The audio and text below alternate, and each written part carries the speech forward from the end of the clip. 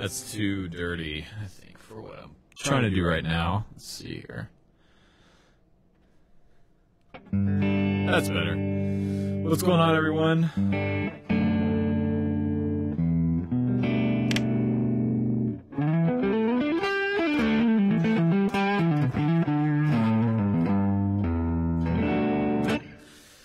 Welcome to the stream tonight. Last Call, episode 2, I believe this is. Trying a slightly different setup tonight with the audio side of everything. I'm actually running through a Logic session so that I can kind of control things a little better with the AC unit coming on in the background. I've got a, let me brighten that up. I've got a gate on everything. So let me pull this vocal mic down here for everyone. Check, check. Hey, yeah. So anyways, yeah, I thought I would come on tonight and maybe play a little bit. We could talk about some gear. We could talk about some licks, ideas, some things that I play, things that I'm trying to learn, trying to work on. Oh, let's see. I can't see the comments here. Give me a second. What's up, everyone? Ron, you're at Guitar Center checking out an 8-string. Are you there right now? That's crazy. Just returned acoustic with Tricky B raining again. That's cool. You know, I've never actually played an 8-string guitar before. What's up, Bill? I'd be interested to try one out. I think Rick actually just bought one. Anyway, so tonight, beverages we've got going on. I still have not been to the liquor store yet. So still no whiskey to speak of around the house. It's a pretty dry situation right now. But my wife did go and pick up some San Pellegrino today from Whole Foods. And this is a flavor I've not had before. It's called, oh God, what is that? Wait, is this in English? No, it's not. Oh, prickly pear and orange. Just trying to read the Italian. Let's see if I can get that. Does anybody know how to pronounce that? Could help me out, because I don't know how to read that, but it's pretty good. It's really sweet, but... What's up, Desmond? A lot of people in the Pacific Northwest. Where y'all at? I'm going to be in Seattle in June, so... But yeah, I promise I'm going to get some more whiskey in here as soon as possible. I just haven't had a chance to go to the bottle shop near me. Max's Bottle Shop is amazing. So, yeah, Bill, so I'm just getting to that. My trip to New York with my wife was amazing. We spent the weekend in the city, in New York City, for our 1-year anniversary, and it was awesome, man. I really... Gosh, I just love that city so much. Every time I go, it's just amazing. So...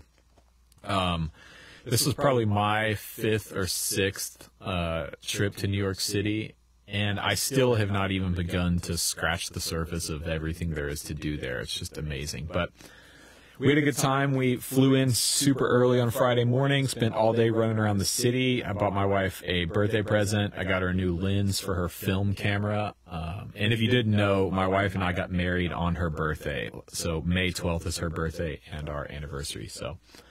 got her a new lens for her camera, and we went around and shot a bunch of stuff on film, and so we'll be getting those pictures developed pretty soon. But just had a great time, man. Went to the Met on Saturday, and that is, without a doubt, my favorite place in New York City is the Metropolitan Museum of Art. I mean, every time I go, I've been probably 3 times, and I haven't seen the whole museum yet. It's just... oh my God, it's amazing.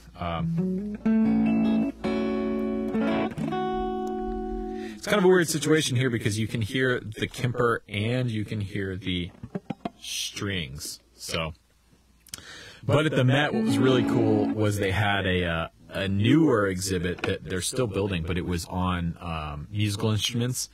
So they had some crazy stuff, man. They had some really, really early, like, sub-Saharan African instruments, percussion stuff from, like, before, you know, time, essentially.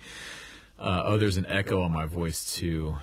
Oh, crap. Okay, hold on. Let me see if I can figure this out. It's the routing system I have set up for this.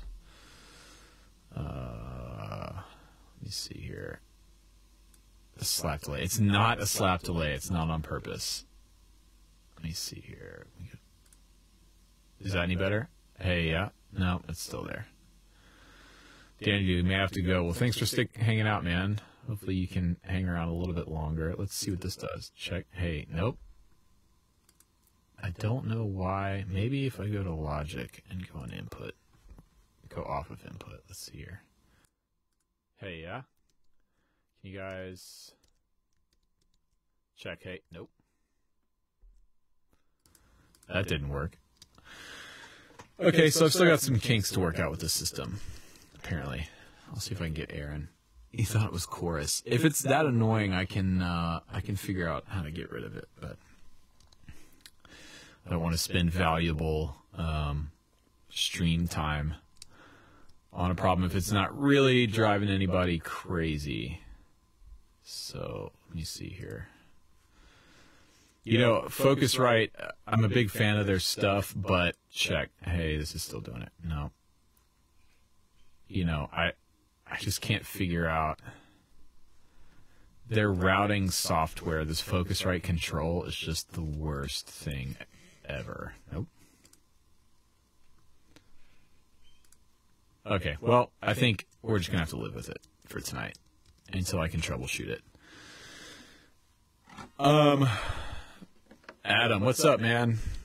So, sounds fine. Okay, well, we're going to leave it for now. So anyway, at the Met, they had some incredible stuff. They had the oldest surviving piano in the world there. It was something like, I think from the 1400s, 1500s. I can't remember the exact date, but it was amazing. And then they had two Stradivari violins, Stradivari two Stradivari violins there, which God only knows how much those are worth. But they had some cool guitars there. They had a Gibson lap steel from the 30s and some cool big jazz boxes and stuff. I was actually surprised that they didn't have any like vintage Fenders or Gibsons. I was expecting to see like a 59 Burst or something there, but they really didn't have any of, you know, anything from the 50s or 60s or 70s there, really, as far as guitars go, which was kind of disappointing. I think they really missed the boat there, but, you know, other than that, it was amazing. Let me move my tuner out of the way. So, anyway, got my my Black Falcon again tonight, going through the Kemper. So you should be getting stereo. Joey B has them all, Bill. That's right. Joe Bonamassa has bought up all of the vintage. You know, when it comes to Fender Tweed amps, you're probably right. It does seem like he's got all of them, which is crazy.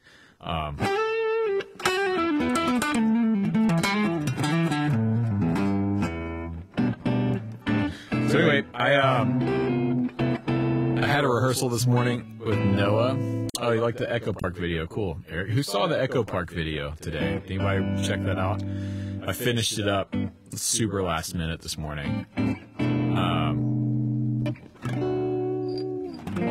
But I had Noah and the guys come over and we had rehearsal, which I had actually forgotten about, but we have a gig this Friday in Greenville, South Carolina, which is basically Noah's hometown, so it'll be a hometown show, headlining show, which would be cool.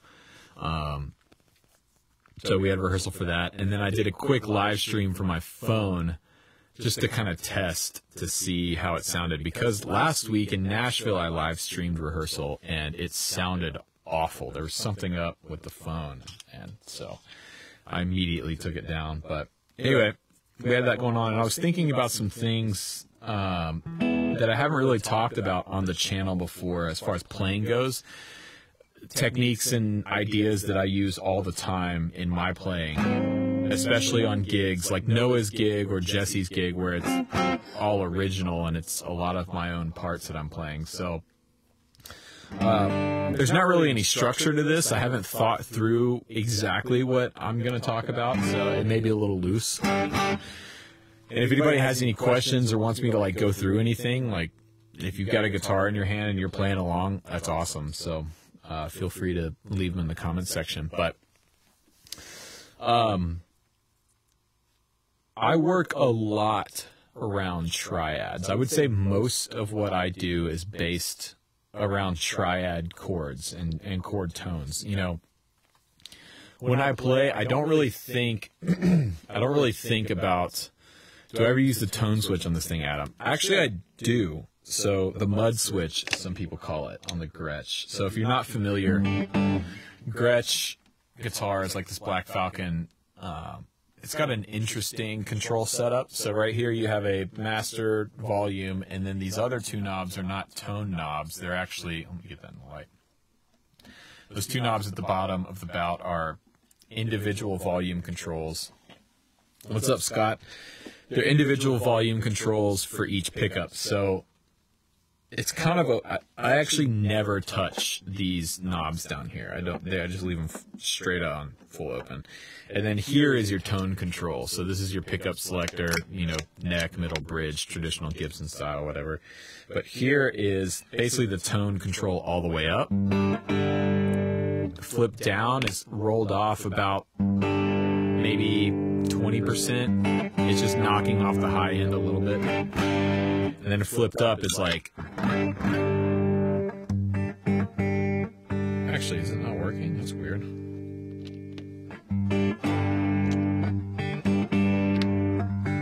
Anyway, it's like rolling the tone knob off, so you get more of like the.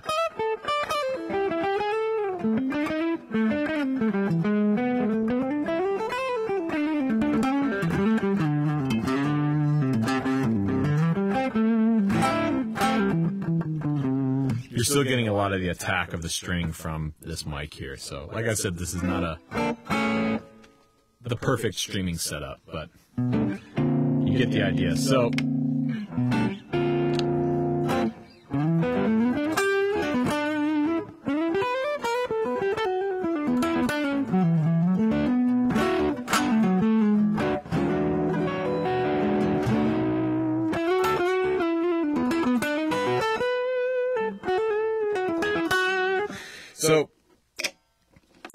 man, since Dave Honorato set this guitar up, it's never played better. So, Ron, you had a Martin 0015 from the 40s. That's probably worth a pretty penny. It got stolen over 40 years ago. Man, that really sucks. That really sucks. Sounds killer. There's a lot of dudes leave that in the middle. Yeah, honestly, Adam, most of the time, like when I'm playing at church or whatever, when you've seen this guitar used, it's always been in the middle. Oh, the AC's kicking on. Let me turn on my gate so you can filter that out. So, Scott, how do you go about meeting musicians for gigs? Trying to get back into my local scene. Any good tips? Yeah.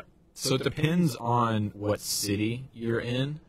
If you're in a more kind of metropolitan city with a lot of music and gigs and things like that going on, it's a lot easier. If you live in kind of more of a rural area, and Scott, you can comment and tell me where you're at, but man, it's a lot harder if you're in a smaller town.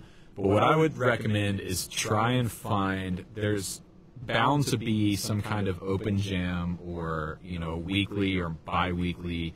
Oh, you're in Charlotte? Okay, cool. Yeah. So in Charlotte, there's plenty of venues around. I played Charlotte a lot.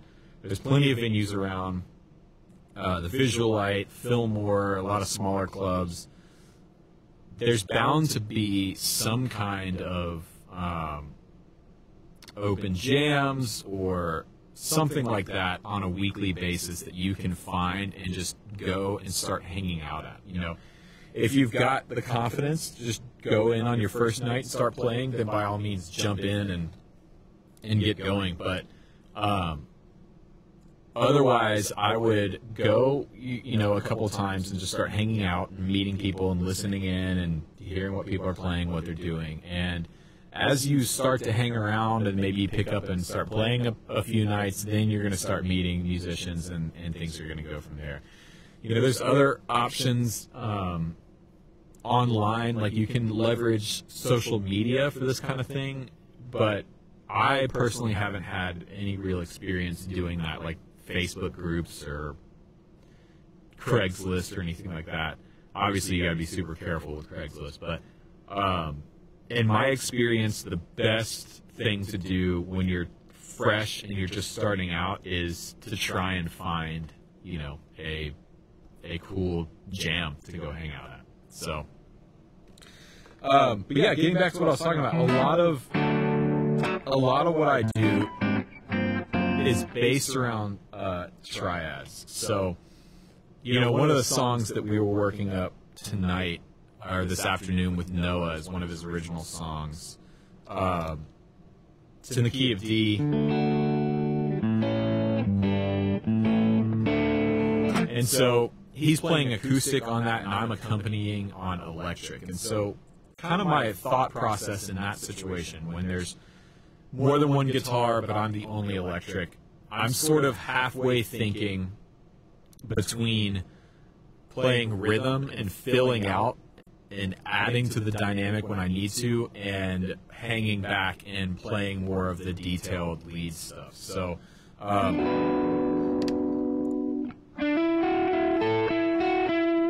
me find a better tone here for this. If I was more prepared, I would have one ready to go, but this is what happens. So,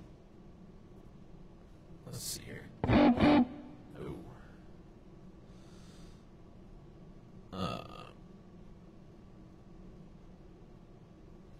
Here's one of my ambient ones.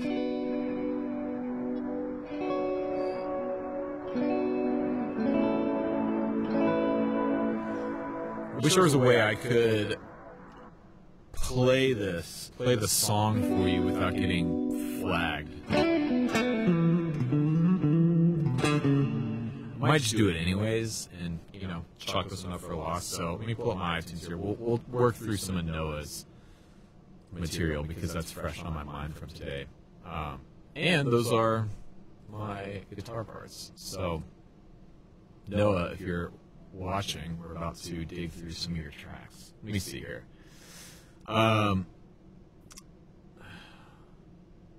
Okay, here's a good example. This song's called Break the Silence. Okay, so this is a perfect example of when I'm playing live with an electric and Noah or another artist is on an acoustic. So, grab a slide here. Ron, you got a lot of gigs from guys you met in church, so the best players in the Portland area play in church too. Yeah, that's another great option to check out. In fact, I know, Ron, that there's or Scott, there's a lot of the big churches in Charlotte. I've played a few of them before. Let me find a better sound here for this. Oh God.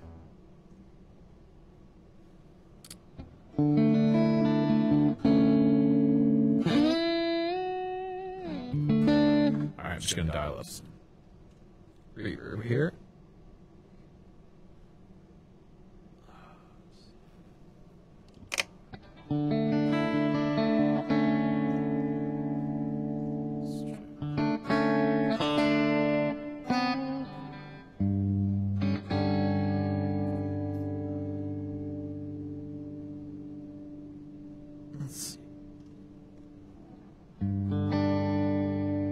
Alright, that'll work. So, switching over, let's go to Break the Silence here. Let me make sure I'm not killing everybody with volume before I do this.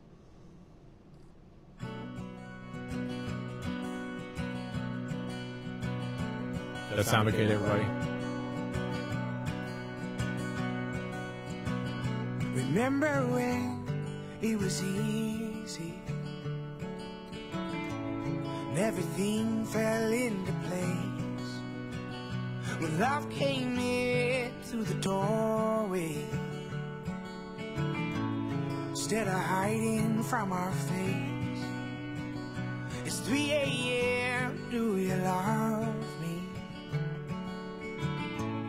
Just the same as the start? Or will we be another story we tell to other sweethearts? Oh, sweetheart. Okay, so first verse. Basically, song's in D, and I wanted to think dynamically. So I wanted to come up with a part that was adding to what was going on, but gave the arrangement some room to sort of grow. So essentially all I'm doing here is basically just a D to like an A major or D major 7, depending on how you want to look at it. So, and I'm playing it in between the vocals. So it's a real subtle thing. I actually use the 335 on this, but and then when it comes back, it's kind of a call and response thing. It's real simple, but I thought it was a cool part. And then going into the first chorus is like a pre-chorus section. I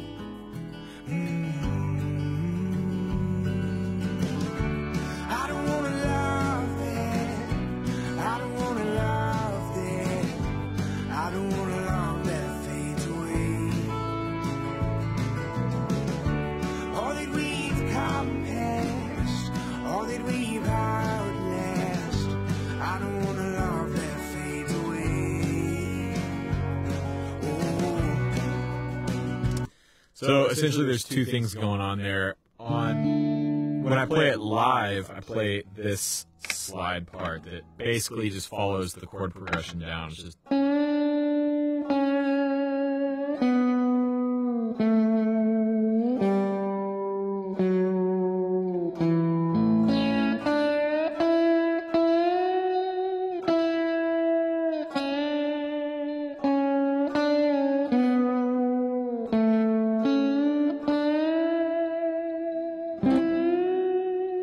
so essentially the way I think about that kind of thing, since we're in the key of D, I really like to think of things around major and minor pentatonic shapes.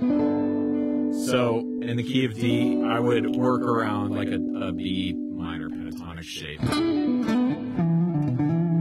Now obviously that's way too bluesy. Let me turn the gate off here. But it's, you know, B is the relative minor of D major. So there we go. So you could also think of it as D major pentatonic, but so I'll play it with the slide part in there so you can kind of get an idea, because it's not really in the mix in this first chorus. We tell to other sweethearts, oh sweetheart.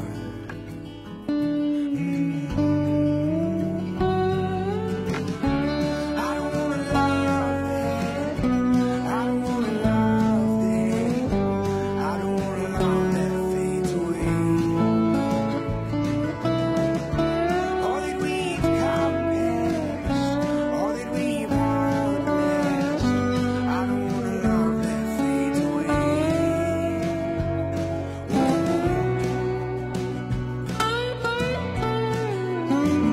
I'm hoping So, you'll break the silence.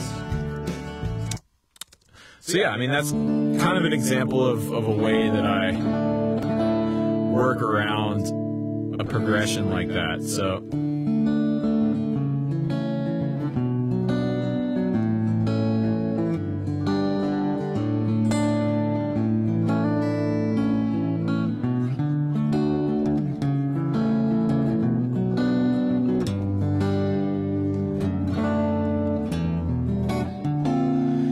Rick is live now. Yeah, I figured.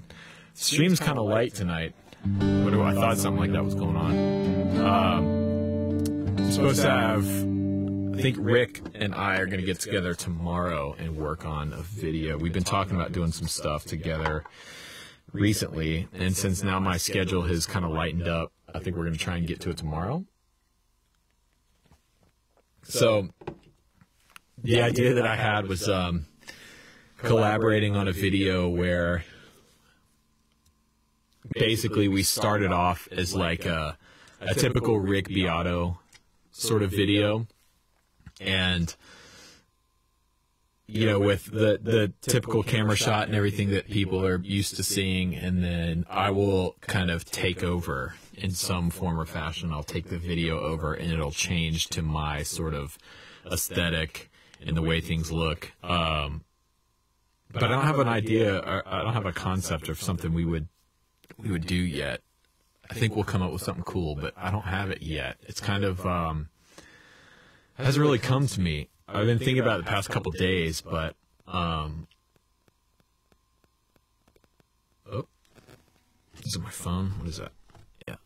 So yeah, hopefully you guys will see something like that on his channel tomorrow with the HVAC. So yeah, I also like to think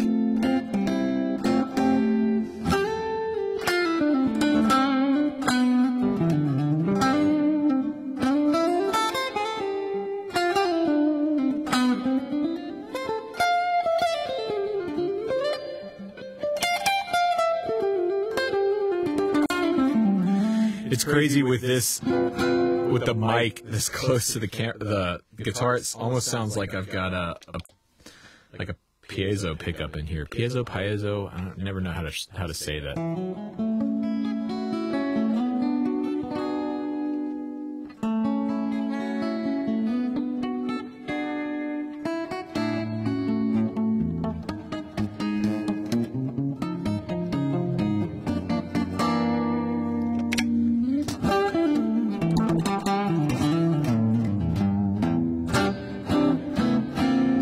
So what is everybody working on?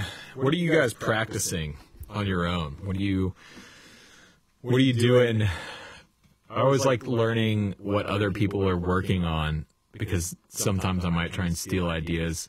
I'm kind of feeling a little bit in a rut right now in my playing, and I know we all experience this, but I'm kind of tired of the way that I sound. Like all of these licks. And I'm sure if you've been around the channel for a little while at all, you're probably you've recognized a lot of these licks too that I've been playing. But let me see here.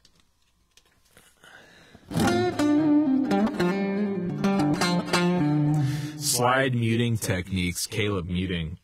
Caleb, are you muting with a slide like Daniel is?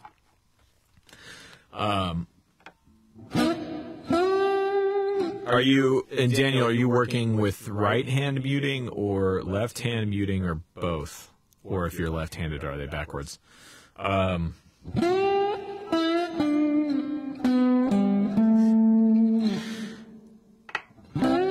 think that's one thing I need to work on more too, is both. Okay, cool. So,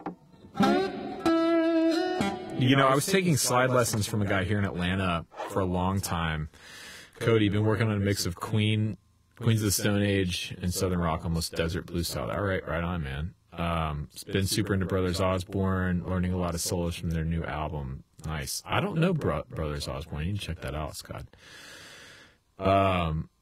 You know, I was taking slide lessons for a while from this guy here in Atlanta who's an amazing slide player and an amazing lap steel player. And we were doing lessons for a few months, and he was pushing me to play with a pick. Your Own Songs was in a rut too, some revisiting older materials, 80s thrash for the most part. Right on, man. And a Sublime kick this week. Right on, dude. Man, Sublime, when I was in like 10th grade, I went on a hardcore Sublime kick. But anyway, he was trying to get me to play with the pick, and it just doesn't feel right to me. Andrew, what's up from LA, man? Thanks for watching. It just doesn't feel right to me to play with a pick in the slide. I can't articulate the notes how I want them to, and my muting is a total mess. So I just tuck the pick away, and then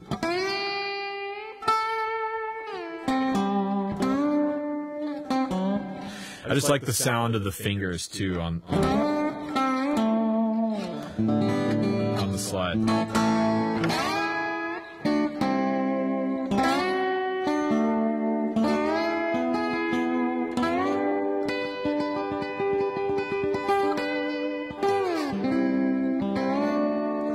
Yeah, the pick on the slide is a weird thing. I've never been able to play with finger picks at all. I mean, it just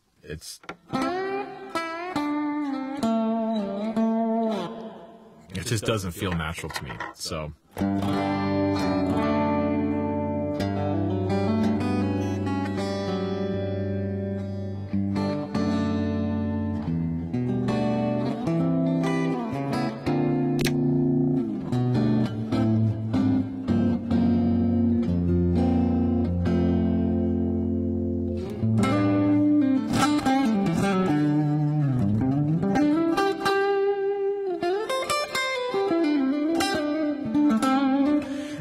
that's all stuff that I'm tired of hearing, you know?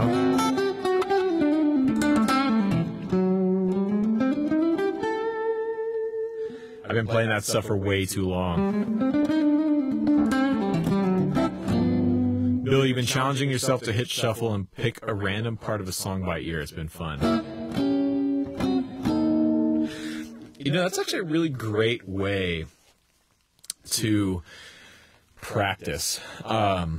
You know, when I taught a lot, I used to tell my students, you know, especially if they're more advanced, if you're only going to spend so much time practicing a week or playing a week, the best way I could tell you is to just, like, try and learn a song by ear. Your slide video got back into slide? What does that mean, Daniel? Cody, how long did it take you to feel comfortable with slide playing? That's a good question, man. You know, I've been playing slide, I guess, pretty serious't for 3 years, maybe. I'm going to put this in open E. And I started out just real simple in standard tuning. I would play slide in church, where I would challenge myself.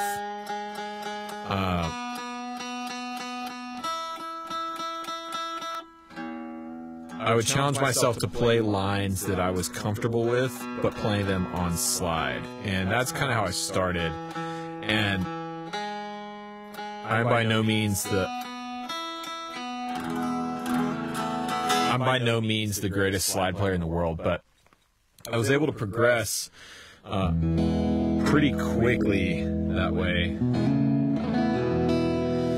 So Andrew agreed. Learning about ear is such a great learning experience. I regret not starting to do that earlier. It's like the most efficient way to practice, because you're practicing technique, you're training your ear, you're learning a new song, and you're kind of getting an insight into how that player or that writer or whoever, how they put something together. I mean, it's really, honestly, the most efficient and kind of, I think, the best way to practice. So,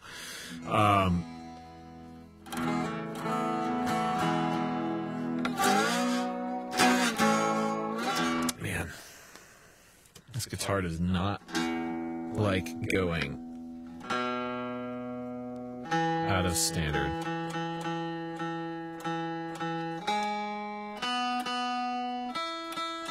So I would say it took me a couple years, Cody, to get comfortable.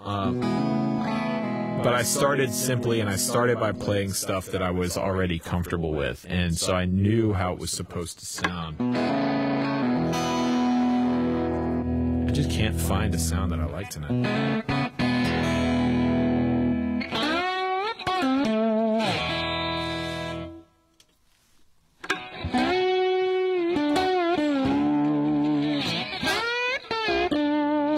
And I think one of the biggest things for me to try and like really get down with the slide was the vibrato. I mean, There's two really important things to slide playing, to sounding like you know what you're doing. One is intonation, which is honestly the hardest part of slide playing. You know, making sure you're in tune. And there's some cool ways to practice that. But the other thing is developing a really solid vibrato that sounds vocal, in my opinion. Like playing it how a vocalist would sing it, you know?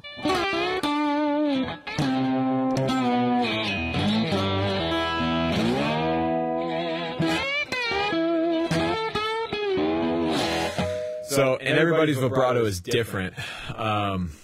Audrey, back from the kitchen cleanup. I know what you mean about feeling your playing saws start the same style. I try to play along with random fun songs on YouTube, try different styles. That's a cool idea, playing along with different YouTube videos. I haven't thought about doing that before, but another way to get into slide stuff is by playing songs in, like, so I work mainly out of open E tuning, and trying to play songs that you know, that you're already comfortable with, but in open E. And start with songs that are in that key, so in the key of E, and just find where all of your chord shapes are. So, you know, your 1, your 2, 3, 4, 5, 6, 7, 1, and play them fretted, and then play them with the slide. So with the minor voicings, what you want to do is bar with the slide and then play your first finger on that minor third behind the slide. And this is hard. So like on the 6th chord,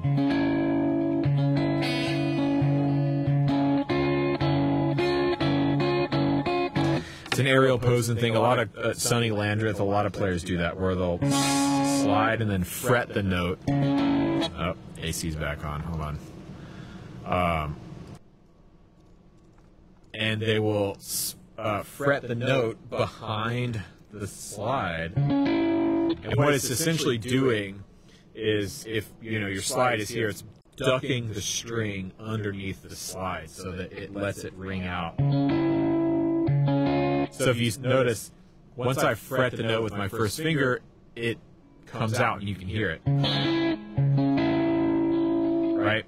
But then once I release it, it goes back to a major third.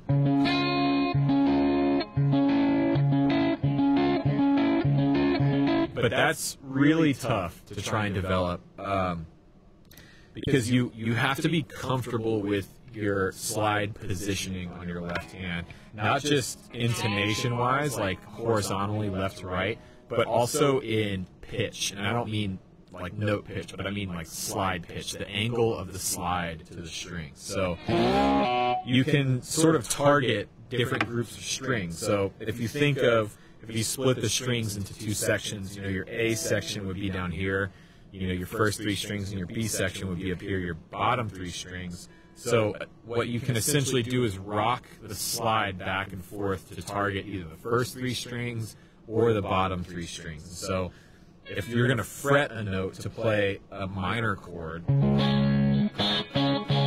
what I'm essentially doing is rocking the slide to emphasize the B position, so the bottom 3 strings, which is helping to angle the middle part of that slide out of the way of where this minor third is. All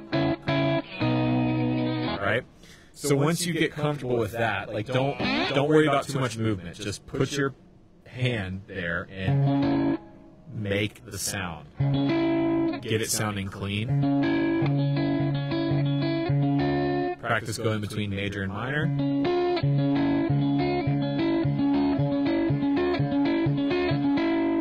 And then try transitioning between 2 chords. So go from 6 to 5.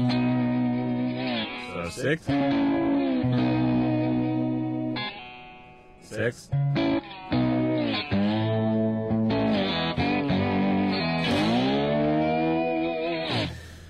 So that's something that I've been working on for a while. Where's my thumb position, Daniel? It's basically like just right on the back of the neck like that. It's kind of tough to see, but when I'm playing slide, I don't wrap my thumb around the top of the neck like I do when I'm playing fretted. I pretty much always have it, like this against the back of the neck, and I'm essentially pinching like that. So, and it's actually more so behind my first finger than directly under the slide. It's kind of actually back here like this.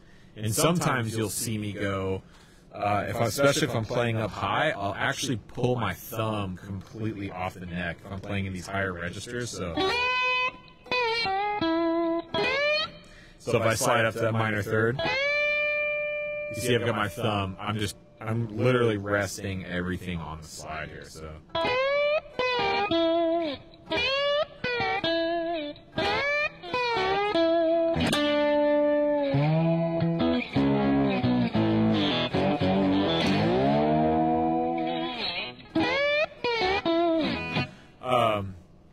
Audrey, great for me to hear. I have the slide. I'm getting such a weakling on it. It's giving me a lot of good tips. Thank you. Awesome. Well, the best thing with slide is just to pick it up and start playing, and you're going to sound like a hot mess to begin with. I mean, I remember the first time I tried to play slide when I was like 15.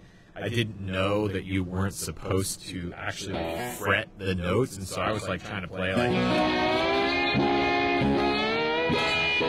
and I was like, well, that doesn't sound like a slide at all.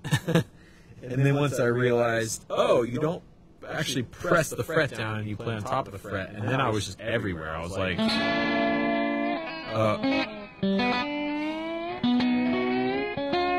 I mean, it took a while to not sound like garbage. So if you're first starting off, Cody, info is extremely helpful. Always wanted to learn slide. It helps a lot run through this way. Yeah, okay, so awesome. Since we've got some people in here that are kind of new to slide, let's talk about that for a little bit more. So, I would actually recommend starting out in an open tuning. So I would tune your guitar to open E, and I have a video of it that I put up recently. Somebody can find it and link it in the comments here. What's up, Ethan?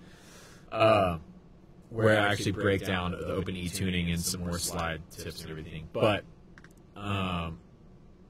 pitching the slide like rooftops, I have so much friends while we were just messing around with slides. That's awesome. So I talk about this in that video, but since we're on now, I'll just go through it now. So when you're first starting out, I would do one of two things. I would, first of all, start in open E,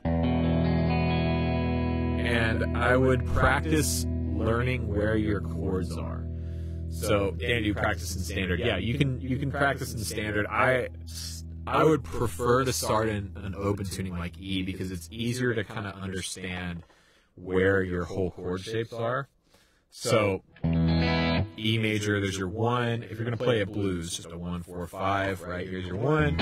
E major, 4 in the key of E is A major, which is right here. And the reason I like starting in E is because your root note, 6th string, is the same as it is in standard. So if you know where your notes are in standard on the 6th string, you know where they are in open E as well. So if I know where there's my 1 chord, my 5 chord is going to be where A is on the 5th fret. And I'm literally just barring like that. And there's an A major. Root, 5th, root, major, 3rd, 5th, root. That's an A major triad. So here's my 5 chord, B. Back to 4. And then you can go back to 1 here, or you can slide the 1 up to the 12th fret. Once you start feeling comfortable with that, all right, Scott, see you, man. Once you start feeling comfortable with that, I would also recommend working on single note stuff, finding intonation. So a really good way that my old slide teacher taught me to, what's up, man? 33, write your name down. So I'm terrible at reading usernames. So one method that my slide teacher, when I was with him a few years ago, taught me was doing an exercise like this. So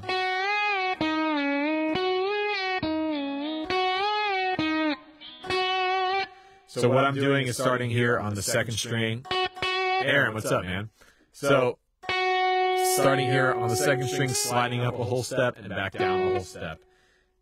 The idea here is to start slow and nail the pitch every time, right? So first I would start fretted so you can get the pitch in your head, what it actually sounds like. So there's my target note. And you're really listening. You want to get it as close as possible.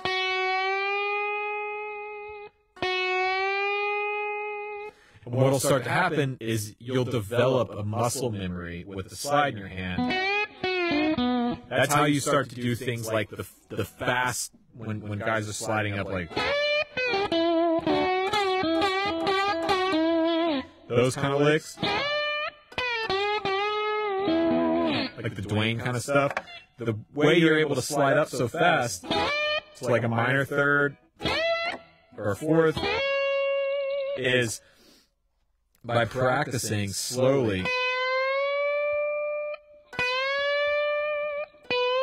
adding some vibrato in, practicing you can rake the strings like almost like a banjo claw kind of thing to add some more character to it.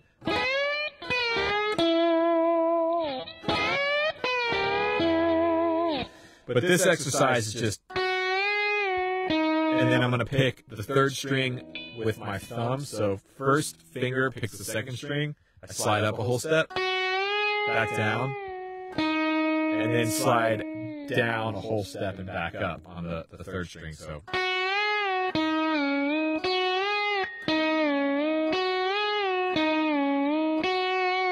And in my right hand, what I'm doing is I'm alternating. I'm sort of rocking back and forth between the first finger and the thumb. So whatever string is not being played is being muted. So right now, as I pluck the second string, my third finger, or my thumb, is resting on the third string, muting it. And my second finger is resting on the first string, muting it. So right now, even as I pluck all three strings, the only string that's ringing out is the beat. So I go. And then as soon as I pluck with the thumb, my first finger lands on that second string. So, see, now I was flat there, but.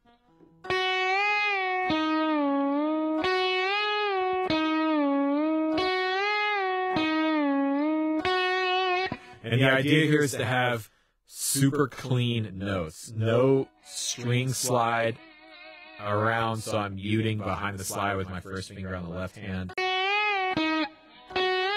No fretting out like I just did.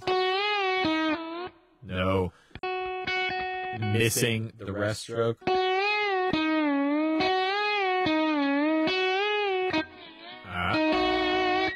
like I can practice this some too. So that's a really good exercise to start working on your intonation, and then move that up all the sets of strings. So start on the second string. You start on the first string too. And then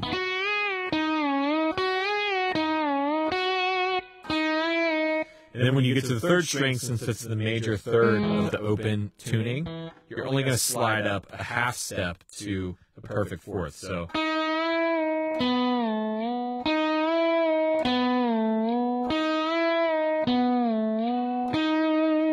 the other thing this exercise does is it starts to help you understand where your intervals are for learning licks and things like that. So for instance, like that classic lick that I play all the time, well, that is essentially just this exercise embellished a little bit. So I'm going.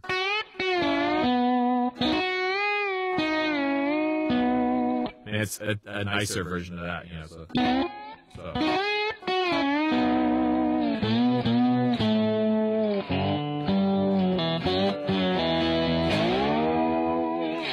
So yeah, there's some beginner slide stuff.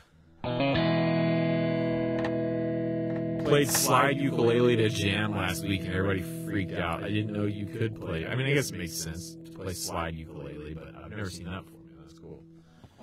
I'm turning the gate off now. I hate the way gates sound on vocals, but what are you gonna do?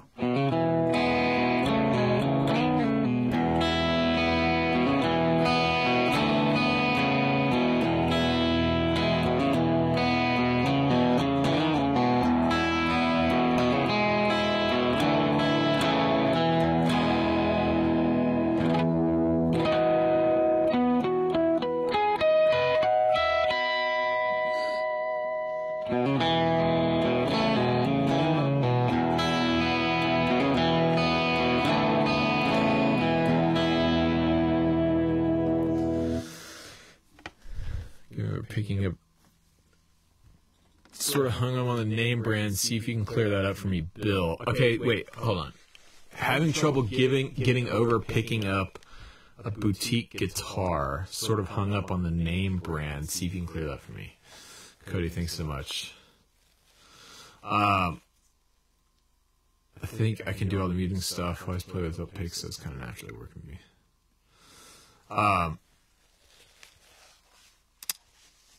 Okay, so Bill, you explain this to me a little bit better. You have an aversion to boutique guitars, and you want to stick with name brand guitars? Is that what's going on, Bill? By the way, this is a Tedeschi Trucks Band song. I just love. This is one of my favorite things to play in open E. This.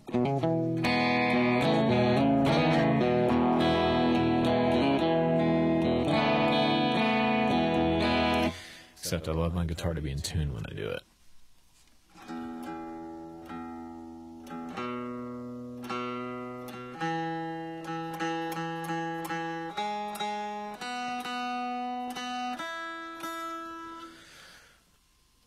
I like boutiques, but can't get over that they're not Fender or Gibson, something like that. Okay. Well, here's the thing, I think, with the boutique guitar world. I'm going to put my Gretsch down because my back is hurting me. Give me 1 second here.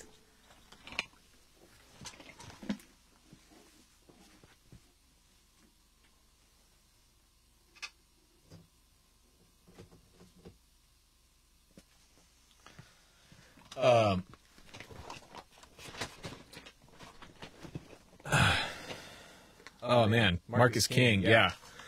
So, quick side note, Aaron, Marcus, the band that I'm with, we played with Marcus a bunch. Those guys are just the best dudes ever. I really like Marcus a lot, and Steven and Dean and all those guys are awesome. He is out on tour with them still, right?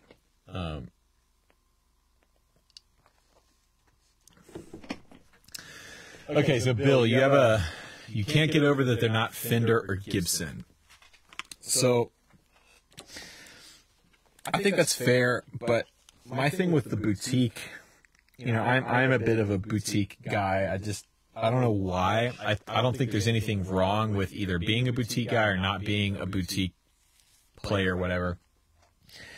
The thing that I like about boutique manufacturers, and it's not all boutique manufacturers, and boutique is sort of a buzzword, to be honest with you, but when I say boutique, I'm really talking about small companies, small production numbers. Usually people are building everything by hand. Sometimes it's a small company, like even like one dude who's building everything. Like, for instance, my Morgan AC20, that amp is from the time when Joe was pretty much building every amp himself in his garage. So there's advantages and disadvantages to the boutique side of things. On one hand, it's cool, especially with companies like Novo. Obviously, I'm a huge Novo fan. You guys hear me talk about them all the time. I have 2 of them. They're sort of becoming recurring characters in my vlogs and everything. Love those dudes.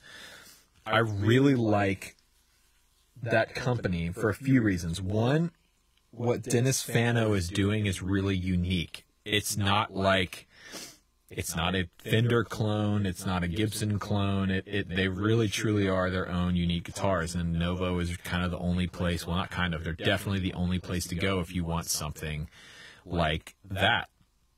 So that's sort of, I guess, a 30,000 foot view. The broad appeal of the boutique stuff is, depending on who it is, you can basically have a direct one-on-one relationship with the person who's building your instrument, your amp, your pedal, whatever. It's the same thing of, like, you know, the small batch bourbon thing that's been going on for the past few years. But with that being said, just because something is, quote, boutique does not make it good. There are a lot, unfortunately, of, you know, small number manufacturers that are building stuff that just isn't good, unfortunately. And I've played some stuff that just isn't definitely nowhere near worth the price tag that these people are asking. And there's even been some horror stories with companies like TMG where it turns out to be like a scam and all that kind of stuff. So that's why, Neil, what's up? Loving the videos. Learn something new. Thanks, man. Appreciate it. The support. Aaron, resale is a big deal in my opinion. I would love some boutique stuff, but I only hang on to exceptional gear at this point in my life. Everything else is just passed through, dude. Yeah. So that's kind of my thing with companies like Novo. You know, you're getting something really unique. Now, sometimes when it comes to Gibson and Fender, I mean, you just want that thing. I mean, I get it, man. I have a thing with brand names too. You know, I have a Gibson that I love, and I'm proud that it says Gibson on the headstock. You know, same thing with my Strat. But I definitely, the thing for me is with Gibson or Fender or any of these big name brands is it's, you know, I know like my 335, there's tens of thousands of 335s out there that are really, really similar to mine. With my Novos, for example, both of those guitars are pretty much one of a kind. Like the pink one, they've done one other guitar in that pink sparkle finish, but it doesn't look like mine at all. And the red one, that Scarlet, is the first one they've ever made like that. So to me, that's something that's really cool. It's like, okay, these are my instruments. These are my guitars. Nobody is out there copying me. I'm not copying anybody else. And then with a company like Echo Park, you know, I put out the Echo Park video today. You know, that is a Fender clone, you could say. It is a Fender clone. But the deal with that guitar and the deal with Echo Park is, you know, Gabriel sort of does both things. He does the traditional sort of Fender designs, but he also, if you go look at his lineup of instruments, a lot of what he makes are unique designs to him that nobody else is doing, which is cool. I think that's one of the big selling points with the boutique world. And the main reason I would go for a boutique guitar specifically is to go with a builder like Novo, like Echo Park. Who else is out there doing some cool stuff? You know, I mean, there's a lot of really cool builders out there. K-Line. Oh, geez, I'm blanking now. But anyway, you get the idea, where you can get some really unique instruments that not everybody else is playing.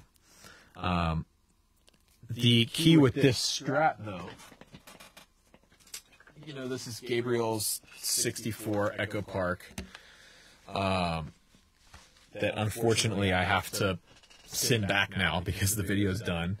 But, you know, this is a Strat, and there's no ifs, ands, or buts about it. But what makes this guitar cool is the wood that it's made of. It's all old stock, old growth wood. I mean, this wood is super, super, super old. And, you know, I saw some people making comments on the video today about the price, and it is an expensive guitar. So there is that, but the thing about this guitar is supply and demand, I mean, you can't get this wood really anymore, you know. And if Fender, you know, they have Fender and Gibson, they have their old stock stuff that they save for like special guitars or special clients. But if you were to have Gibson build you a Les Paul out of old stock, old growth mahogany and maple, you can bet you would be paying absolutely top dollar for that guitar. God only knows how much that guitar would cost. So, you know, that's what you're paying for with this guitar in particular, is you're paying for the wood that's in it, because it's kind of unicorn stuff. You can't, once it's gone, you know, you're going to have to wait around another couple of 100 years for maple trees and ash trees and rosewood trees to mature like this wood has, you know. So, and it does have an effect on the tone. I mean, I talked about it in the video, but that's an honest thing. When this guitar showed up in the mail, I picked it up, and what's interesting is Gabriel, usually when he sends me a guitar, he'll send me a little write-up of the specs. Okay, well, here's the wood, here's the pickups, everything, so I kind of know what I'm working with. This guitar showed up by itself, and he did that on purpose because he didn't want to kind of give me any preconceived notions on what to expect. And I sat right here in this chair, and I played it. And I played it for an hour and a half. I just sat down here and played for an hour and a half, and I didn't want to put it down, and I couldn't figure out. I was like, there's something about this thing that I just really like and that is resonating with me. And, you know, I think it's not the fact that it's rare wood or that it's expensive. For me, it's just the way that this guitar feels. I wouldn't care if this thing was made out of poplar and basswood, you know, but as long as it felt like this and played like this, I would be happy. So, ew, poplar. Name brands on everything. I just received a Fender Custom Shop 64 strap, but returned it. Your Grosh strap blew it away for less than half the money. Yeah, Grosh is another great builder, you know. Fender was actually set up lousy and had fret sprout, which could have fixed. So, Ethan, what are my thoughts on acoustics? It's a good question. You know, I should grab my acoustics since I've got my 87 right here. Yeah, I've never talked about my acoustic on the channel. Let me go grab it real quick. It's just right out here in the other room. That's my acoustic is a really cool guitar that's got a cool story. So.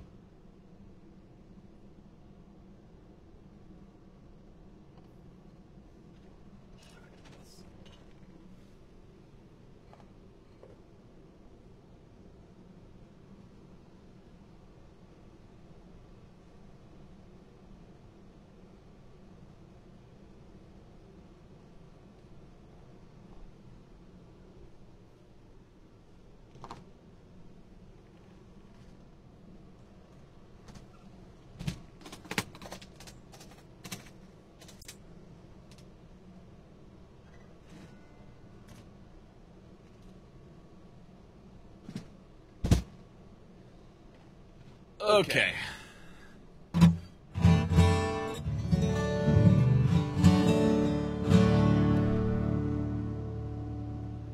Billy, if Sir is even considered boutique these days, you know, yeah, I guess I would. I would still consider Sir a boutique brand, but they're definitely higher production numbers than they used to be. That's for sure.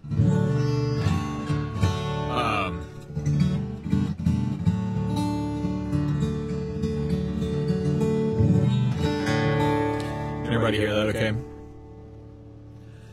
I've got the gate turned on because of the AC unit here in the house. So this is my acoustic. This is a Bourgeois Slope D.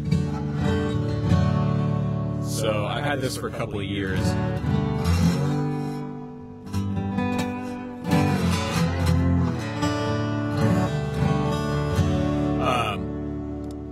This is a really cool guitar, and just look at the top on this thing. So it's a bear claw sick at top, and then the back and sides are rosewood. I mean, this guitar just is unbelievable, and it's got a cool story. So I don't play it as much as I should, and it sounds amazing. So let me get close to the mics and stuff.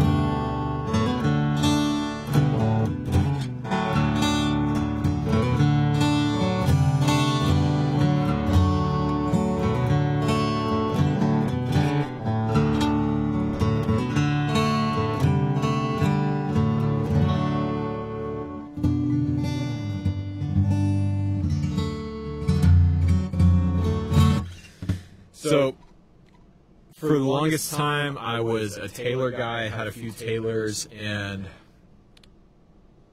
it all culminated. I saved up and bought a Taylor 916 years ago. My dad fronted me the money. It cost $3,000. He fronted me the money, and then I worked and paid it off over over a couple months. And I was really proud of that guitar. It's beautiful. It was an amazing guitar, and I had it for about a year and a half, and I would play it, and I was on a church gig one time, and Taylors are amazing guitars, but their expression system is just not, in my opinion, the expression pickup system it just sounds horrible to me. Sorry. I've even played the updated one, and I just can't do it. I can't do the expression system. They don't sound good. And so I was playing at church. This was probably 4 or 5 years ago now. I was playing a church gig for something, and the front of house guy, I was playing acoustic. Might have been Easter or something like that. I needed to play acoustic.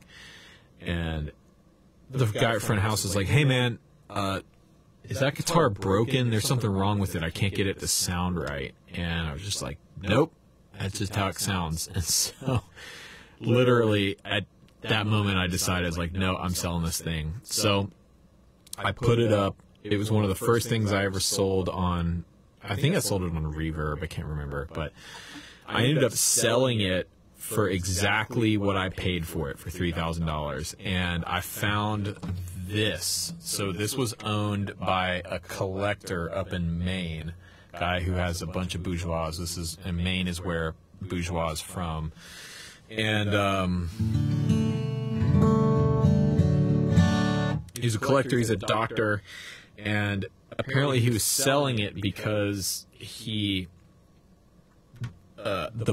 lower bout was too big for him, and it hurt his shoulder when he was sitting down to play it. So this thing was like literally pretty much unplayed, and he was selling it for $37. I think I ended up getting it for $37.50. So for $750 more, I got this, and this is like literally one of the best guitars I've ever played, ever owned. I love this thing.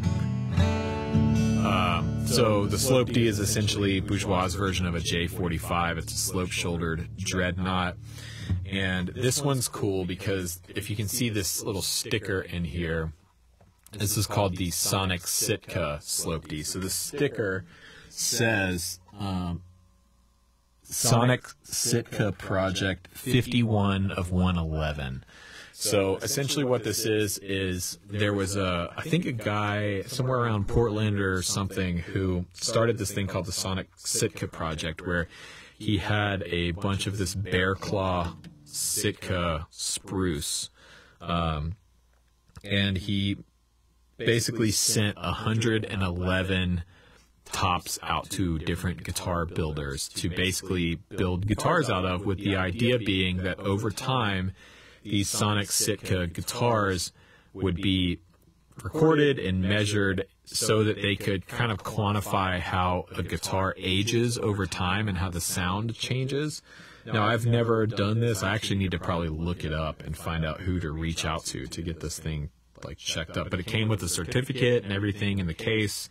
So this is the only, to my knowledge, the only Sonic Sitka that Bourgeois has ever done. And for a while, when you actually go on their website, it might still be like this, but when you went on their website and looked up the Slope D, model page, it was, all the pictures were this guitar. So it's really cool, man. This is one I'm hanging on to. And the funny thing is, the guy that I bought it from, has reached out to me like 3 or 4 times wanting to buy it back. And I've just told him, sorry, man, not going to happen. I'm taking this one. Taking this one with me. So, anyways, well, cool. I think it's going to do it for tonight. Thanks, everyone, for hanging out. Like I said, should be doing a collaboration video with Rick tomorrow, so be on the lookout for that. Also, fun thing coming up this week, Noah is coming back down, and he and I are going to go do some shopping we're building a new rig for him. So new amp, probably new guitar, and some new stuff like that. So I'm gonna vlog that and hopefully make all you gearheads happy. So anyway, thanks for watching. That's going to do it for tonight. I will see you guys in the next live stream on Thursday night. So be on the lookout for that. Thanks, everyone.